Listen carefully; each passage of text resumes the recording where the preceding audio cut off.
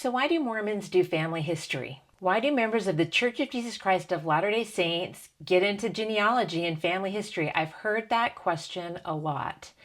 And the reason is because I am a member of the Church of Jesus Christ of Latter-day Saints. I'm Aimee Cross, and I do this YouTube channel to help you take your genealogy to the next level. But I frequently get asked the question, what's the deal? Why are Mormons into family history? And I thought I would do a video and talk about it for a minute. Now, while I am a member, I am a convert to the church. I joined the church later in high school. My parents and my brother are not members of my faith. But I just wanted the opportunity to tell you from my perspective, why is it that Mormons are into family history and genealogy? Now, I should say that this is my perspective, and this is my knowledge and kind of my understanding of doctrine. I am not speaking for the Church of Jesus Christ of Latter-day Saints in any way, shape, or form. They haven't condoned or accepted this video. So it's me telling you what I think. All right, so this is why. So the first, it really kind of starts with members of the church. We believe in the Bible and we believe in the words of Malachi. And in Malachi chapter 4, verse 6, it says, "And he shall turn the heart of the fathers to the children and the heart of the children to their fathers," talking about Elijah. And we believe that Elijah has come and that the children's hearts have been turned to their fathers. And why is that important? Well, personally, I really think that having an understanding of your family history and where you come from is super important for your identity. And I think that's true not only physically, but also spiritually. And we believe that we're tied together.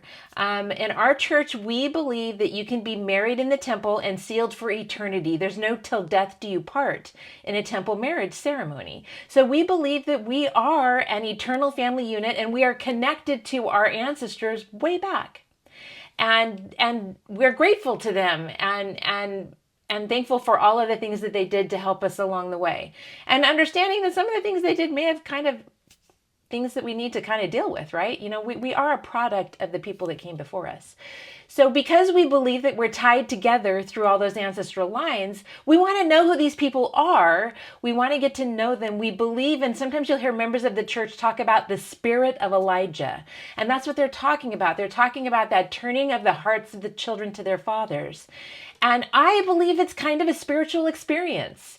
I believe that when you do discover things about your ancestors, it's really cool. And there's something more than just finding out a date and a place. It touches your heart. Put something in the comments, whether you're a member of my church or not, about how you feel about that, because I really think it's a real thing.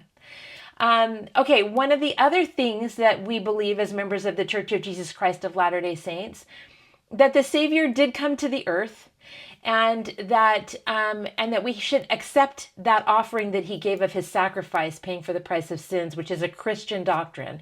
And some of you may not believe that. And I hope the one thing that comes through of all of this is I love and accept everybody. You know what I mean? I don't care whether you agree with me or not agree with me. It's not going to affect how I feel about you and how I want to help you on your genealogy journey. But understanding this doctrine is important if you kind of want to understand why Mormons get into genealogy. So we do believe that baptism is an important ordinance as we follow the Savior and we try to exemplify his life and all of the things that are talked about in the New Testament and in the Bible. We believe in those things. And so, but one of the things that we also believe is that everybody ought to have the opportunity to accept Jesus Christ as their Savior. Now, it's an acceptance. It's a choice. It's not a force down your throat thing, okay? And in all honesty, this doctrine is actually one of the things that attracted me to the church, because I just couldn't believe in a God that doomed everybody that never heard of him. I just thought that was ridiculous.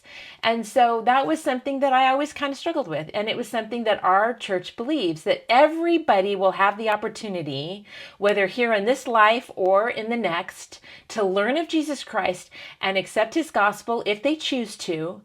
But if they want to accept his gospel, they need that ordinance of baptism. We believe that's really important. So in our temples, we have baptistry fonts, and you can go and you can be baptized for one of your ancestors, providing them that ordinance. Now, some people, and I've known people in my life that are really upset about that. They think that it's wrong and that we shouldn't do that. We're trying to up our numbers. But first of all, if what we believe is fake, who cares? Because you're going to figure it out on the other side anyway. But secondly, we very firmly believe that it's an opportunity, it's a gift. And I am not, by doing a baptism for one of my ancestors, I am not forcing them into my church. I am saying, here is a present I'm giving you. If you want to open it, great. And if you don't, that's fine too. I'm still grateful for what you did to bring our family to the United States or whatever, right? So, in summary, really, that's kind of the two basic doctrines that drive Mormons being involved in genealogy and family history.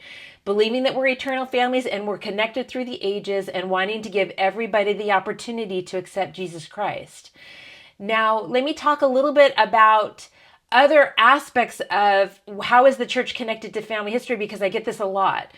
Ancestry, a lot of people ask me, is Ancestry owned by the church? It's not. I believe, and I'm not even sure about this, but I believe it was started by members of the church, people that were members of our church. But since then, it's been sold. It's always been a private company. It was never owned by the church.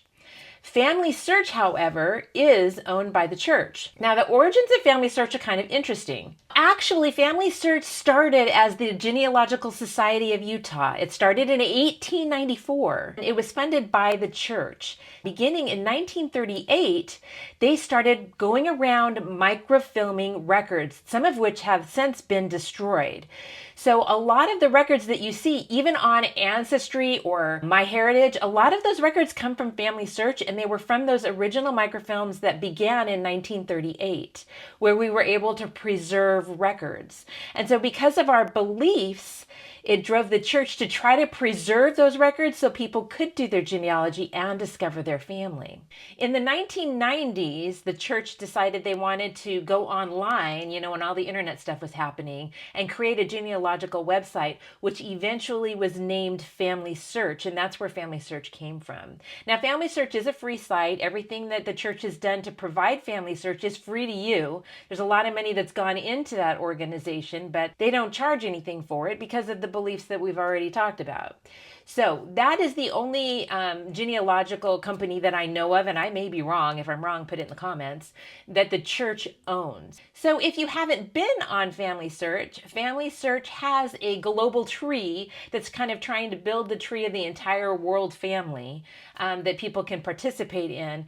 And some people like or don't like that, but they have a ton of records in their catalog and on their site that are wonderful, that are available to you to use, that really have made huge strides as we are all trying to discover our family. So that's kind of it in a nutshell. I hope that's been helpful for you. Here is a playlist of other videos that I've done on FamilySearch. If you're interested in kind of more about FamilySearch, you can check that out. I also wanted to let you know that one of my favorite things to do is coaching. So if you want to go visit my website, AncestryAimee.com, you can sign up for coaching either in a group session or an individual session, and I can help you build your family tree if you haven't started it yet. Or if you're hitting some brick walls, I can help you break through those. Anyway, hope this has been helpful to you. Have a great day.